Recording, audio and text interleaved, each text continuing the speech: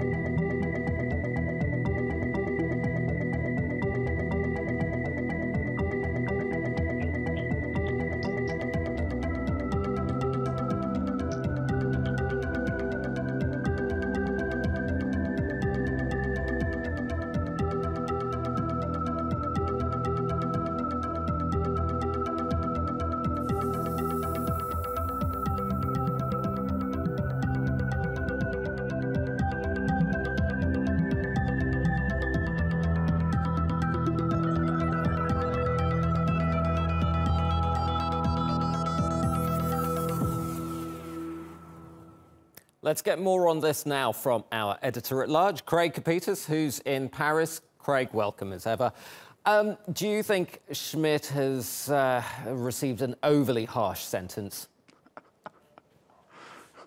The U.S. government poleaxed Herr Schmidt like St. Saul on the road to Damascus has our... Look, let's get this straight. This fall guy gets a fine and prison time for corporate-backed defrauding of emissions regulations. No one died, and the end effect was a minuscule increase in, like, CO2 emissions, which resulted in no roadkill. This guy was railroaded, reamed, steamed, and dry cleaned. Indeed, and indeed, as we saw in that video, there have been plenty of other car scandals in the US that have involved people who've died, but the people involved in that came off a lot more lightly, didn't they? Oh, sure. You know, Your Honor, my client is a father of 4, has never been arrested, and has been actively involved in the community for 20 years. Okay, Mr. Defendant, you can go home now, do a little community service. This was all about jail the German. You know, one must wonder if the same sentence would have been given if Herr Schmidt were a General Motors or Ford executive. And I bet nothing would happen if he had been GM or Ford employee, because Detroit has always been dominated by these companies, and the Justice Department knows it. Remember, right, the United States government bailed out the U.S. car companies for billions. Yes, indeed. We can't forget that. If you're a foreign car maker, then, do you think this sentence should send a shiver down your spine?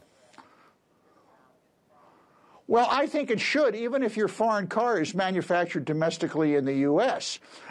You know, it doesn't matter whether you have American workers.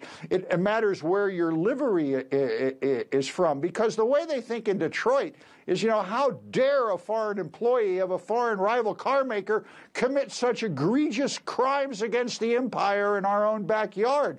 If you read the decision, the trial transcript as I have, this is what's written between the lines of the testimony and the judge's decision. Very quickly, Craig, running out of time, but you've actually been speaking to some VW owners in the US. What do they say about this latest decision? It's all about money.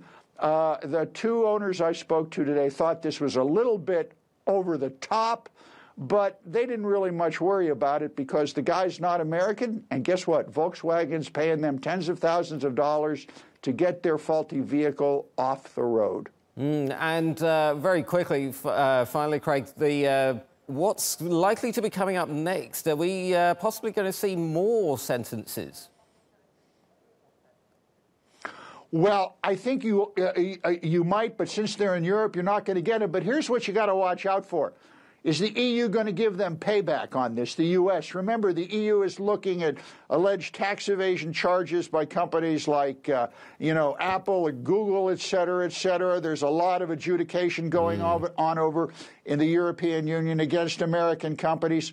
We've said this for a long time here on Money Talks as there is a transatlantic economic war going on, and this decision, sending Herr Schmidt to jail, is a battle in that war, and the European side lost this one. Great. Craig Copetas in Paris, thank you so much.